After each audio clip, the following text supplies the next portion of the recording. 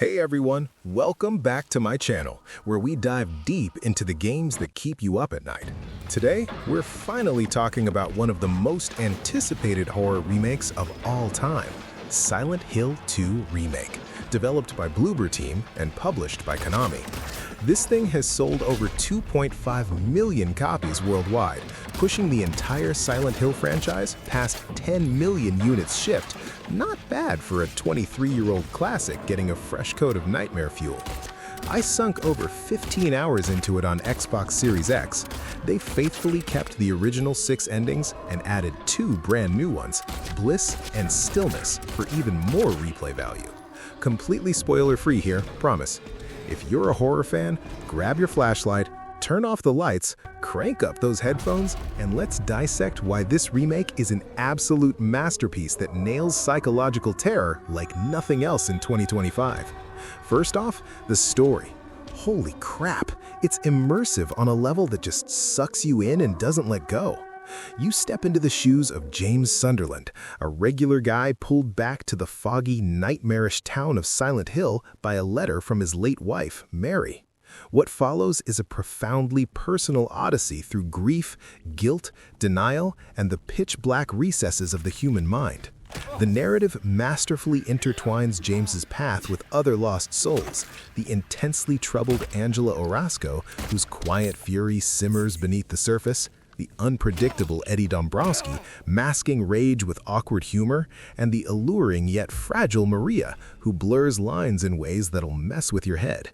Each character's backstory manifests through the town's horrors, reflecting their innermost demons in ways that feel achingly real and poetic. The writing dives deep into themes of loss, repression, and moral ambiguity. It's not jump-scare slasher fare, it's emotionally gut-wrenching, forcing you to confront uncomfortable truths about James, and maybe yourself. The remake enhances this with expanded dialogues, nuanced interactions, and subtle facial animations that make every encounter hit harder. Voice acting? Luke Roberts as James captures that hollow desperation perfectly. Gianna Keel's Angela delivers heartbreak in whispers. Troy Baker's Eddie is unhinged gold. And Sally Glaner as Mary? Chills. Critics hail it as a timeless retelling that's just as potent today. I was riveted from the fog-shrouded opening cutscene, second-guessing every choice. But the environment and atmosphere, that's Silent Hill 2 Remake's secret weapon. Dark, oppressive, and so immersive you'll swear you smell the rust and decay. The town of Silent Hill isn't set dressing. It's a sentient entity that morphs with your psyche, from desolate streets choked with impenetrable fog to crumbling woodside and Blue Creek apartments teeming with lurking threats. Venture into the eerie historical society with its unraveling murals, the flooded bowels of Toluca Prison where waterlogged cells echo with madness, or the opulent yet rotting Lakeview Hotel, and you're piecing together your fractured mind amid environmental storytelling mastery. Faded photos, blood-scrawled notes, child drawings that twist into horror. Unreal Engine 5 elevates it all with jaw-dropping ray-traced global illumination, volumetric fog that conceals ambushes, and dynamic lighting where your flashlight carves fragile paths through inky voids. Bloober Team's smartly expanded layouts for smoother navigation without diluting the claustrophobia. Pitch-black rooms where the beam flickers on grotesque details, pure, unrelenting chills that build a scary atmosphere like no other. Speaking of chills, the sound design is pure genius, courtesy of Akira Yamaoka's triumphant return. That signature industrial grind, the radio's piercing static heralding monsters, subtle drips, creaks, and distant wails, it all layers into unbearable tension, exploding into climactic orchestral swells that punch your soul. Fresh remixes of icons like Theme of Laura 2, that melancholic piano tugs heartstrings, Promise, and brutal new cuts like White Noise and What Lurks in the Forest amplify the dread. On Xbox, the Tempest-like 3D audio makes footsteps reverberate off walls, groans slither from behind, and Pyramid Head's knife scrape like it's inches away. Headphones mandatory or miss half the terror. Post-launch patches refined the mix even further, preserving the original's haunting essence while modernizing for maximum impact. Tension simmers, then detonates. I jumped at ambient shadows more than enemy attacks. Visually, Bloober's finest hour. Hyper-detailed character models with lifelike micro-expressions, enemy designs touched up by Masahiro Ito himself for extra grotesquerie, and fog so dense it births paranoia. Ray-traced reflections in puddles, god rays piercing rust, decaying textures that pop. It's stunning. No dedicated photo mode, a missed opportunity for screenshot fiends, but the vistas beg for captures. On Xbox Series X, haptic feedback delivered gritty melee rumbles, flashlight flickers in your hands, and adaptive triggers for tension. Brilliant immersion. Gameplay nails survival horror, deliberate exploration, brain-teasing puzzles, desperate combat. Tank controls?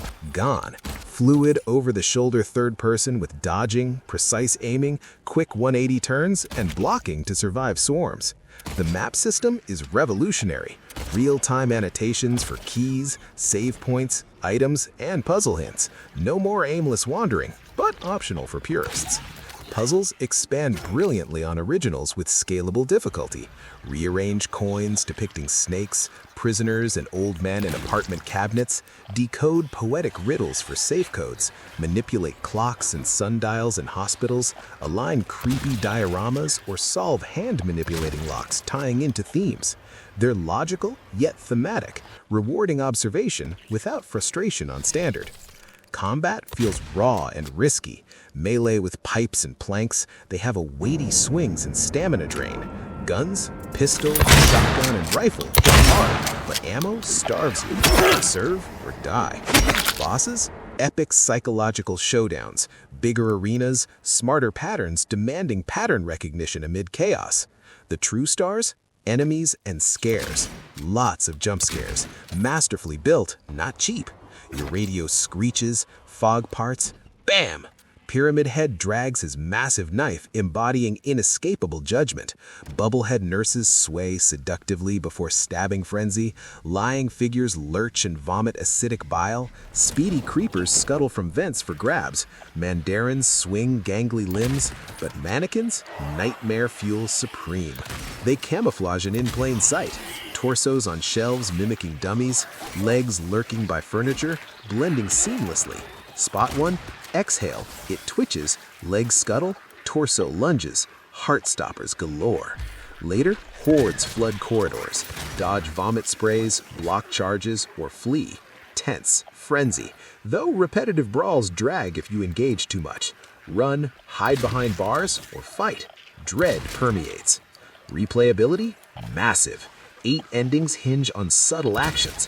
How often you check on Maria, health pickups used, specific items examined, music box listens. Experiment blindly or guides post first play. New Game Plus unlocks multiple costumes, 12 to 15 hours core gameplay, 25 for all endings. Gripes? Combat clunky in packs, late game enemy spam pads pacing, hard puzzles obtuse, minor for horror highs. Compared to the 2001 original, faithful soul preserved. Same story beats, scares, genius. Upgrades? Modern controls fix clunk, visuals leap generations, expanded content polishes without bloat. It's the definitive way to experience Silent Hill 2. Bloober honored it perfectly. Bottom line, Silent Hill 2 Remake is a faithful, fresh triumph reviving a classic. 86 Metascore, 9.1 user acclaim. Feels like a 10 in horror purity. Psychological dread, immersive hellscape, lingering scares. Must play, especially Xbox Now. 9.5, 10.